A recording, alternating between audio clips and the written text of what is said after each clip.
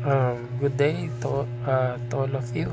This is my psychological report or psychological regarding my the case study that I conducted to Miss Mary Jane Aliboso. So this one I prepared. I submitted it on May 21, 2022, but I did not make it in video. I present only to the class. So now I put it in the video. So this is the confidential psychological evaluation. uh, the identifying data. The name of the client is Mary Jane Aliboso. At 30 years old, she was born October 11, 1991 at Sinilungan, Laguna. The number of siblings is 6, and she is second from the eldest. Her religious affiliation is born again Christian. The client having asthma since childhood but already recovered from adult until now. uh, she's okay. For her educational background, she graduated from Lavak Elementary School, and for secondary is from Ongos National High School, and undergraduate of education from Marikina Polytechnic College. As I interviewed her, she wanted to finish her course in college, but because of family separation, she was not able to continue continue it, even though she has an ambition to apply her course and practice teaching to Antipolo National High School as a teacher. For her, having a peaceful mind, general intellectual competencies, and specialized competence appropriate to a vocation or profession in the ultimate goal ultimate goal in life. So then the presenting problem, referral question.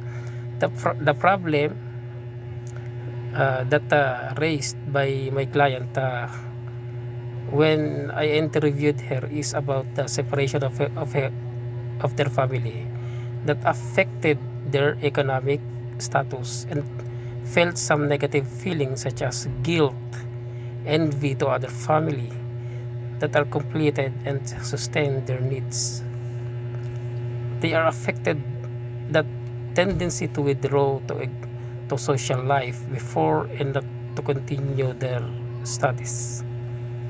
She wanted to have a peaceful and loving family, and also she one of one of she longed for. The cause of the separation of her father and mother is her mother having an affair to other guy, and her father sometimes using prohibited drugs, and because of misunderstanding and conflict with each other, they decided to separate. The mental status examination and behavior observation. So MSE observation.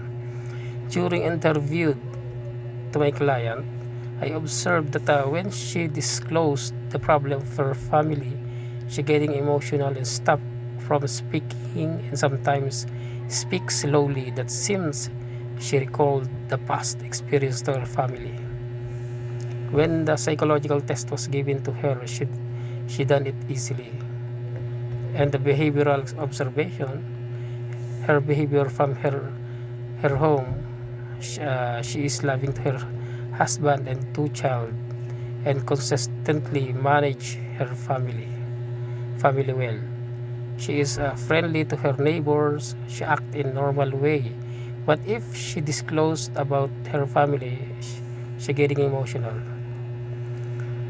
And the history. So the educational update. The preschool. The primary is a Lavak Elementary School. The secondary is Ungus National High School. And present is Marikina Polytechnic College. And the school academic achievement. What subject hope to be or to do after college? She answered to be a teacher. Where does the subject plan to go or work? So she answers the ANHS, so Atibol National High School. What is the subject's ultimate goal in life? She answered having a peaceful mind, general intellectual, or the answer is having a peaceful mind, general intellectual competencies and specialized competencies appropriate of vocation or profession. The family background. The father name is Noel Faliboso. The occupation or profession is the vendor. Age is 56. The religion is the Roman Catholic. And the relationship with the subject is a relationship with other members of the families. Parenting discipline style. Mother name Maria Regina Viala Albano. Occupation or profession NA. The age is 54. The religion is Roman Catholic. Relationship with the subject. Relationship with the other members of the family. There's no answer. Parenting discipline style. How does the subject feels about her relationship with her parents? She answers that I feel that they are the best parents of the world, even though they are separated. How does he or she feels about his or her relationship with the other members of the family? She answers having a lot of shortcomings to my siblings gave me dissatisfaction to their responsibilities. So what is the subject description or perception of his or her family as a whole? The answer is a whole family can love, help, and never ever leave each other. I describe a whole family is not mine. I found it to other families. Family system. Who is the highest authority in the family? The father. Who sets the rules and implements discipline to the children? The mother. What are the most imposed rules and family values? Be obedient and responsible. What punishment await the violator? Reprimand. Who violates family rules most of the time? The eldest. How does the subject feels about the family rules? It forms us to be a good people. How does he or she feels about the punishment implemented in the family? Nothing. She answers that nothing. It just reminding us what to do and what is right and wrong. Trace your subject's genogram, family tree. Take note of the following. Who have the all closest relationship in the family? Youngest sister. Who have distant relationship? The fourth siblings. Who have conflictual relationship? None. So who played together and fought together most of the time? The eldest and the younger brother. To whom does the subject goes for help and advice when he or she is in trouble? The mother. How does the subject feels about the relationship in the family? Great. The early recollection. What childhood events or members does the subject remembers? So happy thoughts when I was 8 years old, and we have a family reunion. Unhappy ones when my parents separated and I'd stopped studying. How does the subject describe or perceive his or her childhood. I got early responsibility, so I think I can gone through childhood. What else does the subject recalls? None. Goals and aspirations. So what is the subject? Goals in life: to have a happy and peaceful life. What is he or she doing to attain it? Being contented what I have right now. How does the subject feels about his or her performance at present? What are the subject hopes and expectation of the future? I hope that I give all the best so I can regret in the future. What possible problem or difficulties does the subject anticipate about the future and the environment? What are the subject's feelings and thoughts about him or herself at present? So the comments and reaction, how does the subject feels right now during the interview? I think that the first thing comes in my mind was what I have relationship with my parents right now. How does he or she feels about sharing his or her life with others? I feel that I can share my own story to others, but at the same time, the pain of having separated parents still here.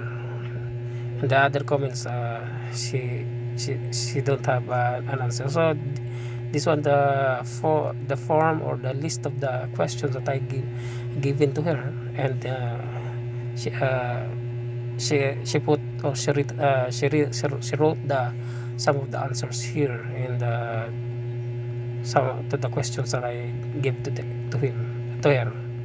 And the test taken when I conducted the test. So right here the names of the test and the date the test are taken. So this is on the date the test and the date that was I at that are administered to her. So the number one is the brief cope. So May 19, 2022. So all the tests are conducted in May 19, 2022. So yeah, the second is a dust 21, the dares, the pro q o q q the pro q o l, the rses, the SADS, the SWLS, the song. So that's only the applicable test that I given to her, that based to her problem. So the test results is an interpretation. So this is the test result that given by assessment test coming from the Novo Psych. So the client information is the Mary Jane Aliboso, the date of birth October 12, 1991, that her age is 30, assessment information. So brief coping orientation to problem experiencing inventory, brief cope. So May 9, 2022, the assessor is me, Mr. Rene Arangorin. The time taken is 2 minutes and 58 seconds. So problem focus is 3.88, and the normative percentage is 98.8. The clinical percentage is greater than 99. Emotional focus is 2.58. The normative is 76.2. The clinical percentage is 70. Avoidant coping to normative percentage is 78.8, and the clinical percentage is 57.5. Then the avoidant. The avoidant is self-destruction. Self-destruction, the average score is from 1 to 4 is 4. the clinical percentage from 1 to 99 is greater than 90. The substance use is 1 and less than 60, the clinical percentage. The dental is 2. The clinical percentage is 70. Behavioral disengagement, the average score is 1. The clinical percentage is less than 30. The problem focus. Active coping, the average score from scale 1 to 4 is 4. Clinical percentage is greater than 85. Use of informational support, average score is 4. The clinical percentage is greater than 90. Positive reframing 3.5. The clinical percentage is 87.5. The planning, the average score is 4. The clinical percentage is greater than 80. Then we will proceed to emotional focus. The emotional support, the average score is from 1 to 4 is 3. The clinical percentage is 67.5. The venting, the venting is 2. The average score is the clinical percentage is 37.5. The humor is 1. The clinical percentage is greater than 35. Acceptance is 3.5. The average score. The clinical percentage is 60. The self-blame is 2. The average score. And then the clinical percentage is 27.5. The religion is 4 from 1 to 4. The clinical percentage is greater than 95.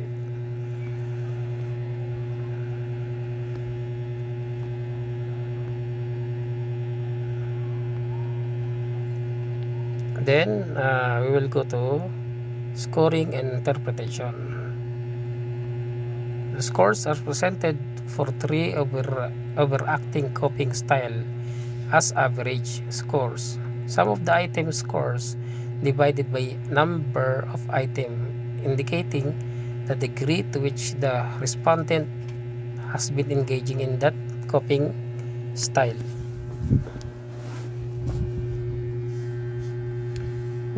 One is I haven't been doing this at all. Number 2, a little bit. Number 3, a medium amount. Number 4, I've been doing this a lot. So normative percentage is presented based on date from a non-clinical sample of athletes. Interpretation way of a normative percentage helps to contextualize result in comparison to typical responses of regular individuals. In addition, a clinical percentage is presented which compares responses to clients receiving. So in the interpretation, there's a normative percentage, and we can see also that 3 overacting coping style are outlined that I read a while ago. Is we tackle about the problem focus coping, the emotional focus coping, the avoidant coping items. So yeah.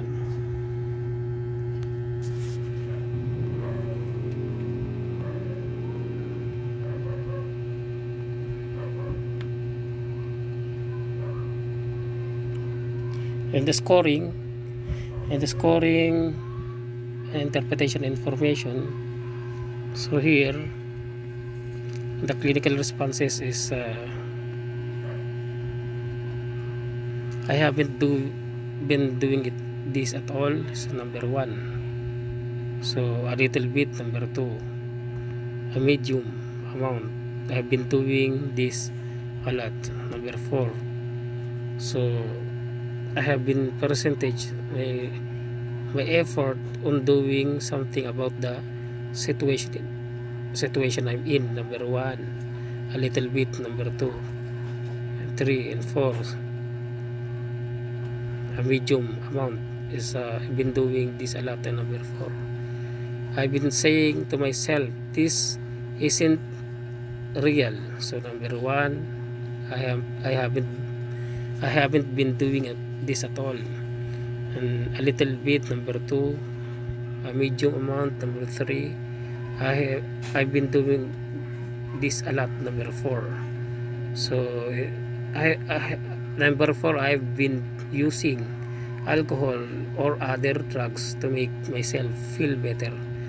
And number 1, I haven't been doing this at all, number 1. And a little bit is number 2. A medium amount is number 3. Then I've been doing this a lot, number 4. Then as you can see, from number 5 also, I've been getting emotional support from athletes. So the scale is normal, 1, 2, 3 and 4.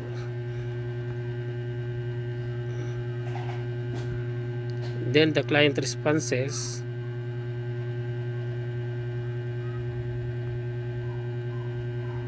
So here, all the responses is normal. So some of the negative is from number 4.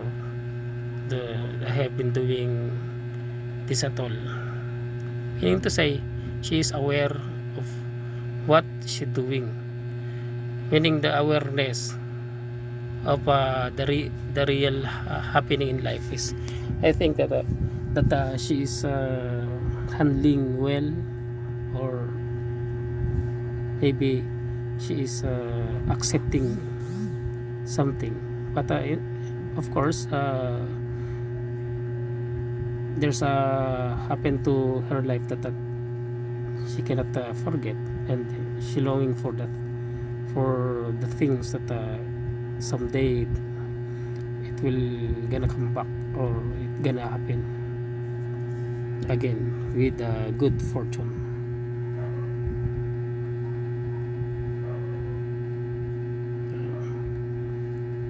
Here from the client information, difficulties in emotional regulation scale, DIRS. It is a DIRS. There's a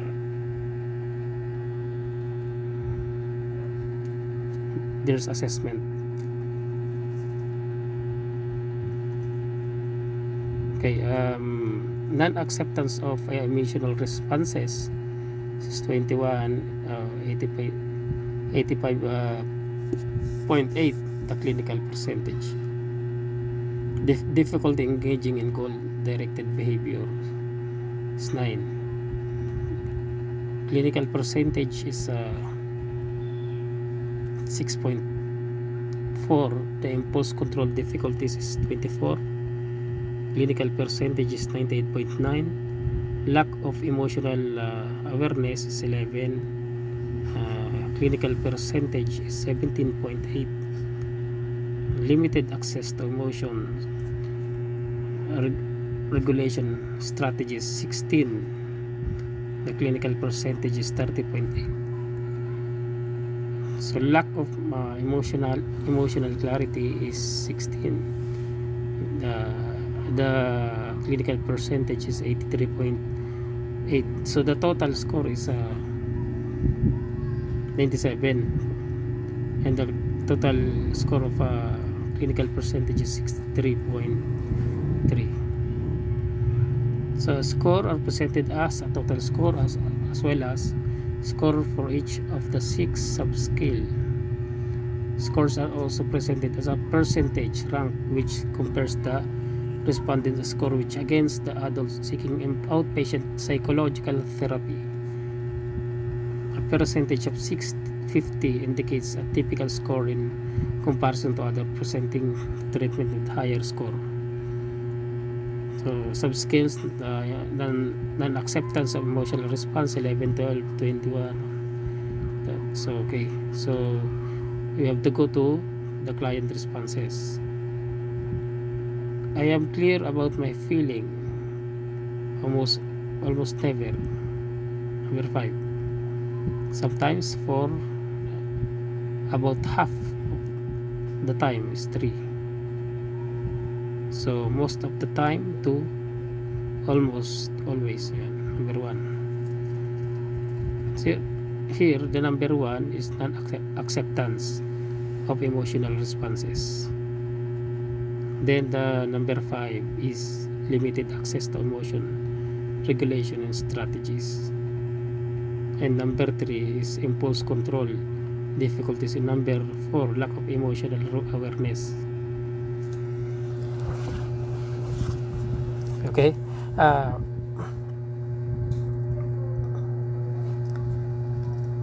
and number 1, I pay attention to how I feel. Number 5, mean to say it is limited access to emotion regulation strategies. Sometimes for about half the time. So okay, like that.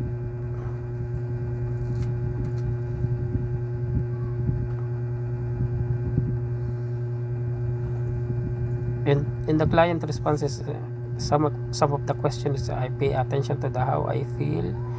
I experience my emotion as overwhelming and out of control.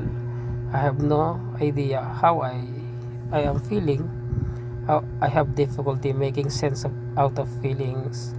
I am attentive to my feelings. Client responses. Continuous of client responses is I know exactly how I am feeling. I care about what I am feeling. I am confused about how I feel. When I am upset, I acknowledge my emotion.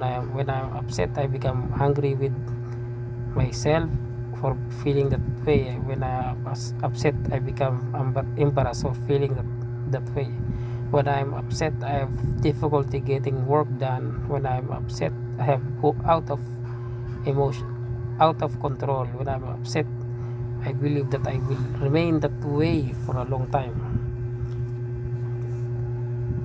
This the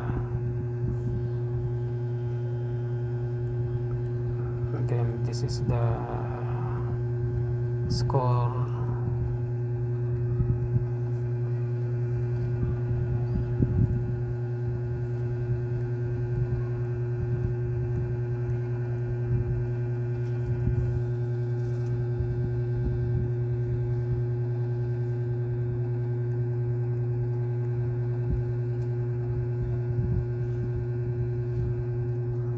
Total score is 97 from the DERS, meaning to say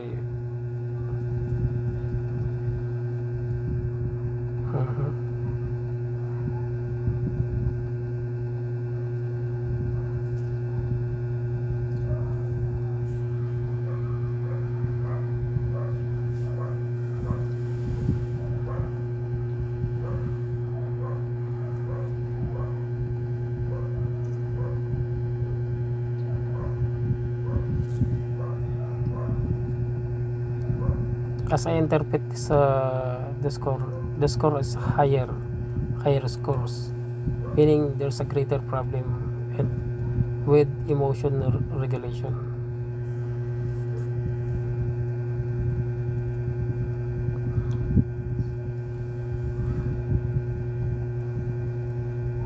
Because the score is 97, so other test conducted is depression, anxiety, stress scale, or short form DAS-21, conducted also no, May 19, 2022.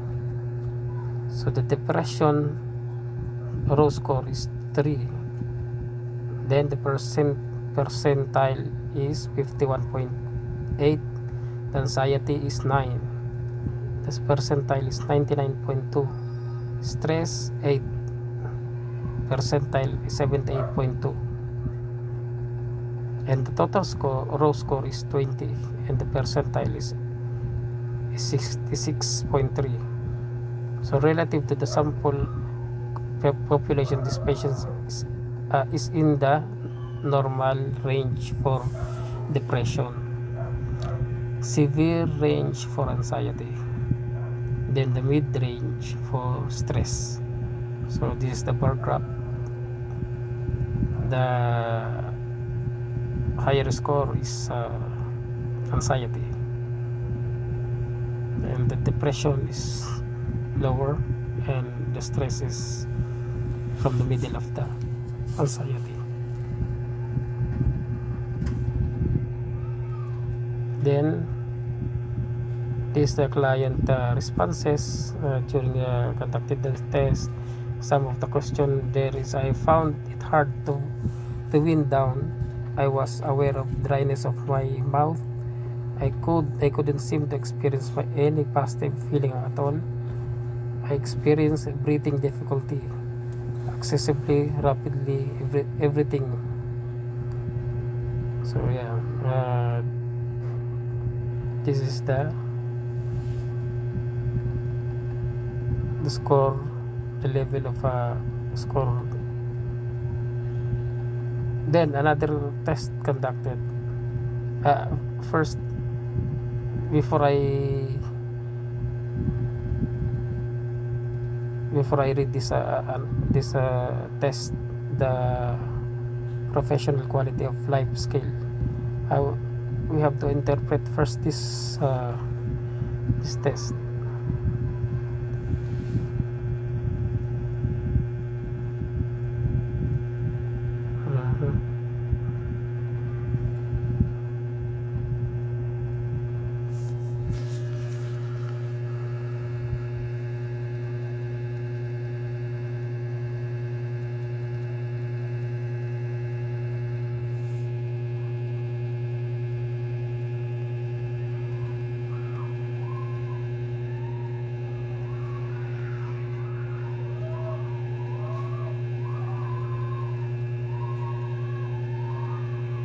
So here, Almar range for depression. So I already mentioned here in the test that the normal range for depression, severe range for anxiety, and mid range for stress.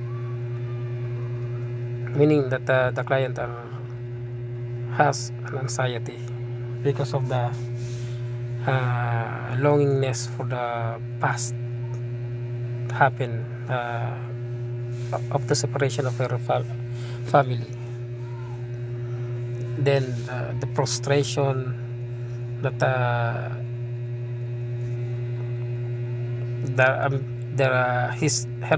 ambitions cannot attain because of the because of the situations happen. Okay, so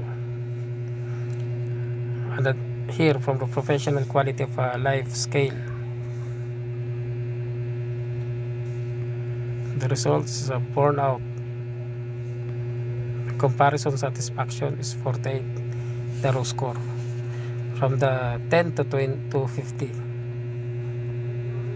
Then 97, the other one, and the low or high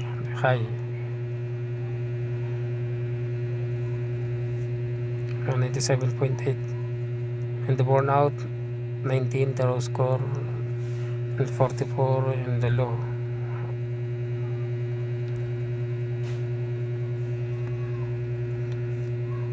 The interpretative text, this is the most positive result. This result represents a person who receive positive reinforcement from their work. They carry no significant concerns about being bogged down or inability to be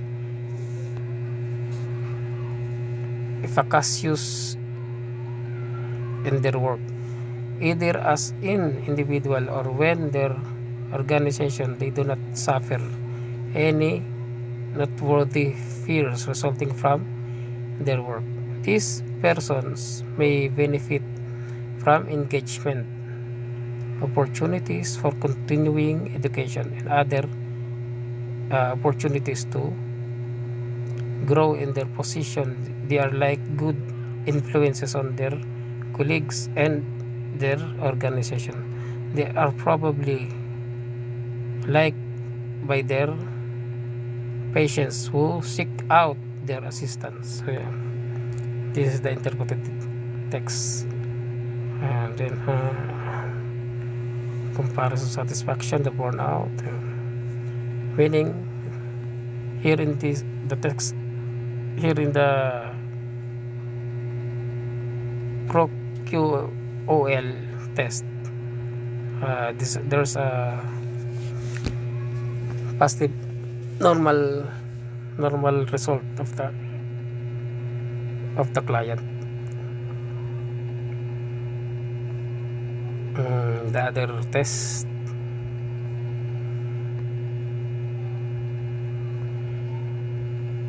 test, is satisfaction with life's scale.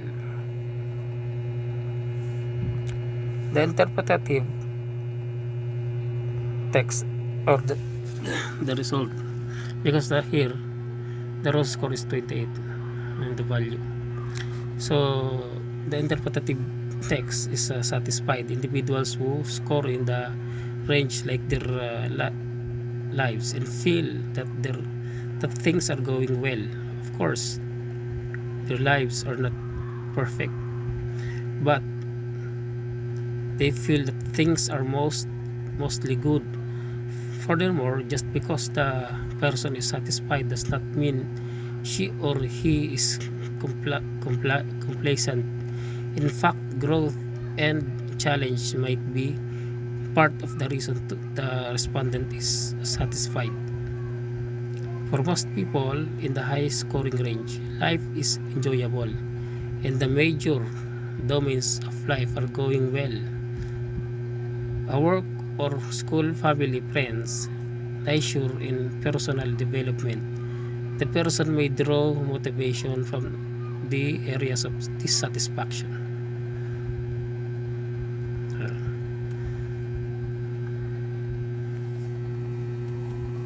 And the other test conducted are Rosenberg self-esteem scale. So here total self-esteem score is 15, the percentile is 9.7, the self-competence scale is 6, the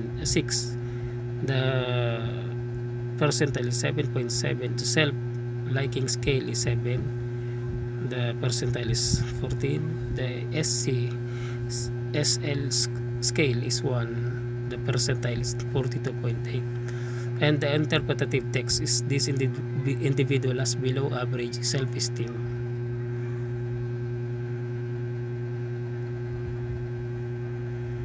Okay, this is a test conducted. And the other test conducted is social avoidance distress scale or SADS. Then the total score is 13 value. The percentile is 58.9. The interpretative text high range. This individual is likely to engage in social avoidance due to distress. High score on the SADS are likely to have low self-confidence, low need for social affiliation, low need for dominance, and high need for deference. This is the test conducted. And then the other test is song, the last test conducted to her, or song self-rating depression scale.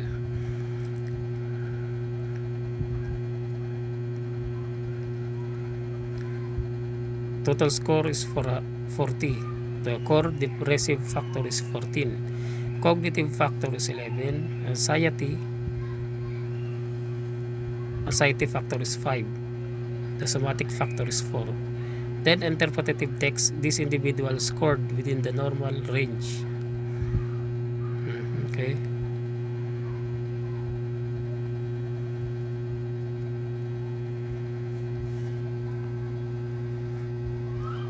From the analysis from brief scope, the analysis, the sequence is counting the total number of each item, the total number of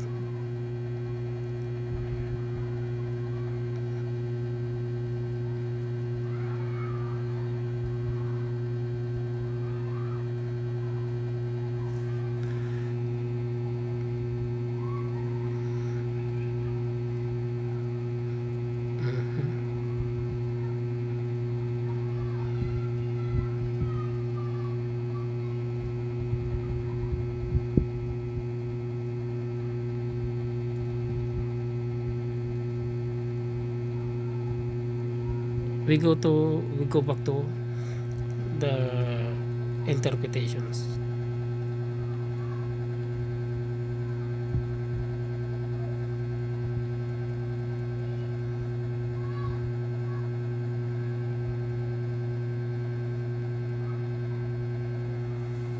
In the brief scope, okay,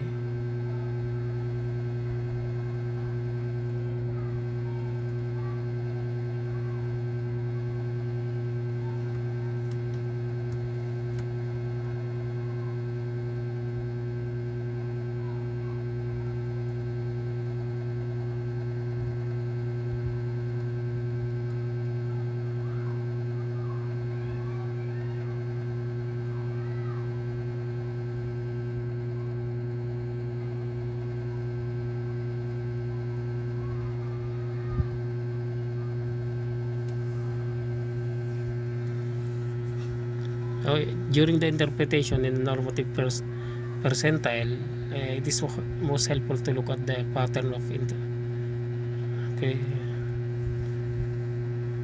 The problem here in the brief coping orientation, there's no immediate result or interpretation.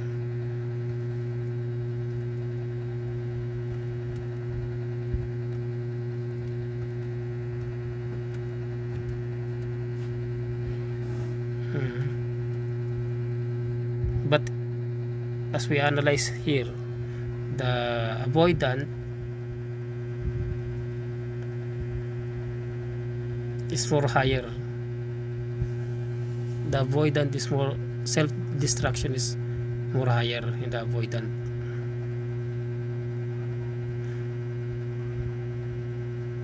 Because it is greater.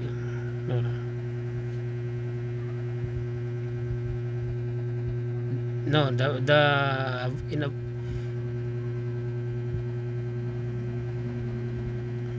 self-destruction in the average score is number 4, and the clinical percentile is greater than 90, meaning the higher clinical percentile is from the denial. She is denying the problem easily, using defense mechanism in order for her to get normal and to forget or from the past, and maybe forgetting by the people what happened to her, or maybe she wanted to hide from other people that she is weak from that kind of situations, or from that kind of problem. And the problem focus here is higher is positive reframing, active coping is higher the average score. Also use of information support, In the problem focus,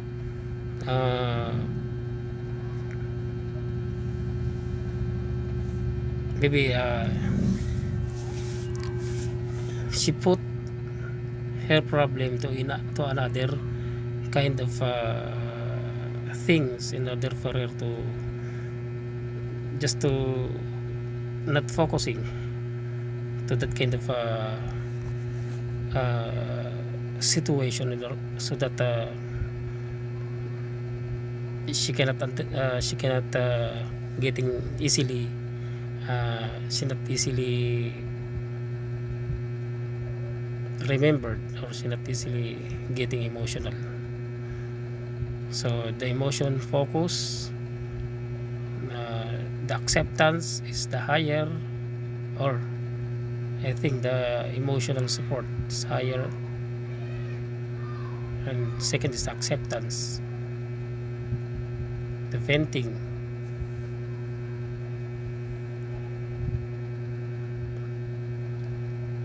the person, the client are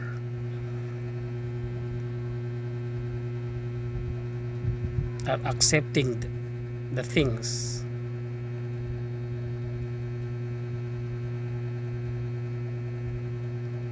Her emotions are maybe focused to what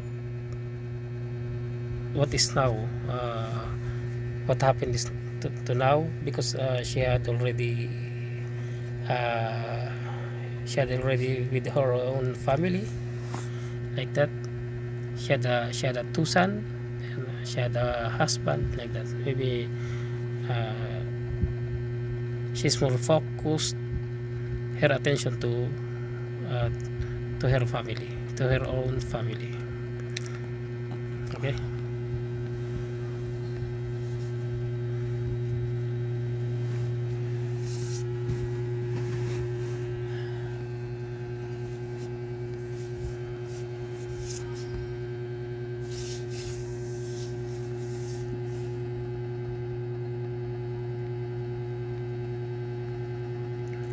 We already interpret the we already interpret the brief scope. So I did not read it one by one.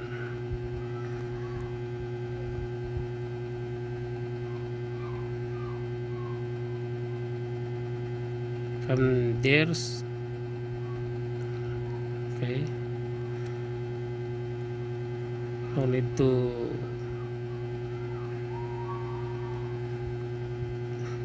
read this one, because the test already given there the interpretation. Okay.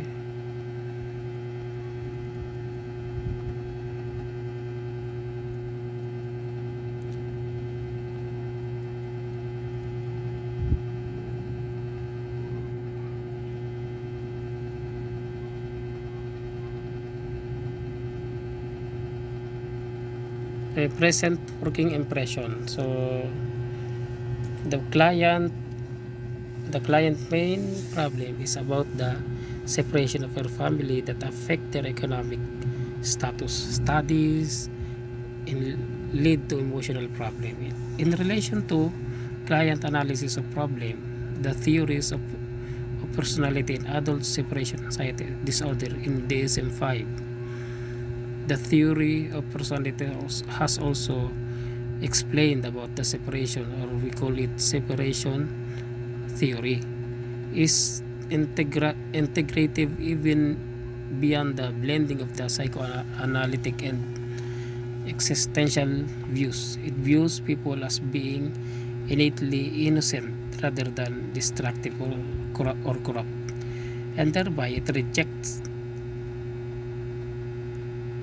id psychology in favor of an existential view of humankind. Its ties to existentialism and humanism are in its acceptance of the viability of the emerging self, its observation of the preoccupation of humans and death, and its view that there's an inevitable drive of the organism to become a differentiated system. This is according to Larry Bowler Forward Combining Destructive Thought Process in 1997. I refer to my theoretical approach as separation theory because it conceptualizes life as a series of separation experiences that ends with the finality of death, the ultimate separation. My approach emphasizes the crucial impact of human beings, knowledge of impending death on life.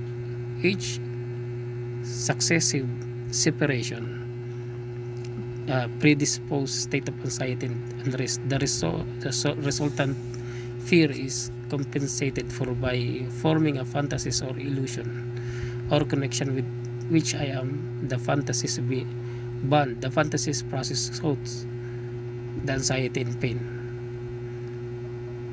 So separation theory here is one of the we can include to the problem of the client or the theory in the client. So separation theory.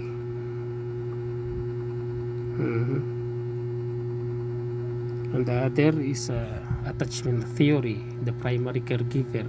This from attachment theory is from John Bowlby. The central theme of attachment of theory is that primary caregivers who are available and responsive to an infant's needs allow the child to develop a sense of security. The infant learns that the caregiver is dependable, which creates a secure base for the child to then explore the world. The abstract. Unlike other DSM-4 anxiety disorder, separation anxiety disorder has been considered disorder that typically begins in childhood and could be diagnosed only in adult if onset is before 18. Moreover, SAD is the only DSM-4 anxiety disorder. Placed under disorders usually first diagnosed in infancy, childhood, or adolescence, whereas most anxiety disorders typically start and are diagnosed in childhood. Therefore, adult SAD may have been under-recognized and under-diagnosed. Okay, so the DSM-4, one of my in the list, the separation anxiety disorders, adult. So attachment, this is a attachment issue.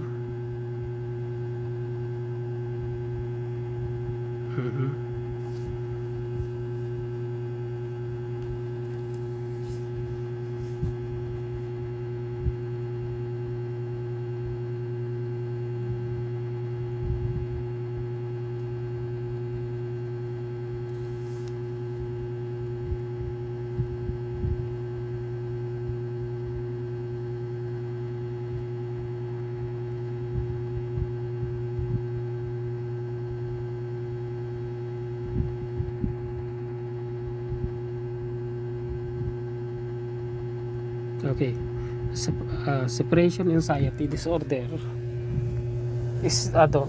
In adult, the review evaluates issues relevant to adult separation anxiety disorder SAD. For DSM-5 in separation anxiety disorder, SAD is classified in the DSM-4 under disorders usually first diagnosed in infancy, childhood or adolescence. The apparent effect of this placement is that separation anxiety disorder is not considered and therefore likely is undiagnosed in adult also because of its classification under childhood onset disorder. It is separated from all other anxiety disorder. The statement of the issue. The review explores the evidence for separation anxiety disorder as a diagnosis to adulthood using the validators provided by the DSM-5 task force. The following questions are addressed. What is the prevalence of hazard and its effect on psychosocial functioning? Should hazard require childhood onset as in DSM-4? Search methods. Hazard research published since the DSM-4 1994 through 2011 was searching using English language articles. So definition, definition, the literature focus on primarily on adults separate. Okay, hindi ko na pagpapaliwanag ito.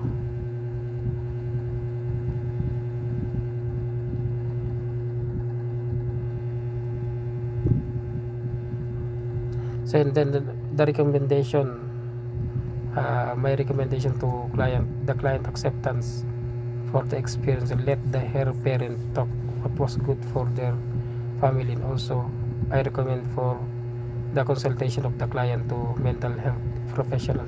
So as we can see, as we read before from the test conducted, the interpretation, so the client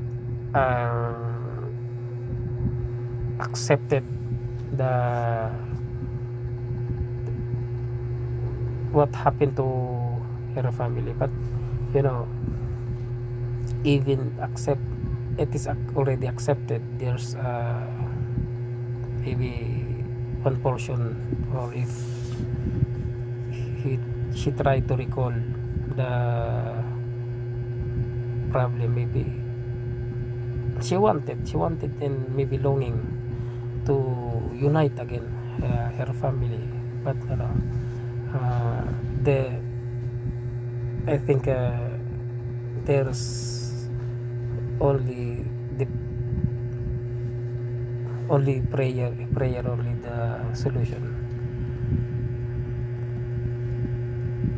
One, so I recommend maybe her parents should visit their children, and then forget what happened before, try to accept between them that she had with their own family, but continue the support, not only in material but also in support from the emotional. And I recommend also to consult for the doctor.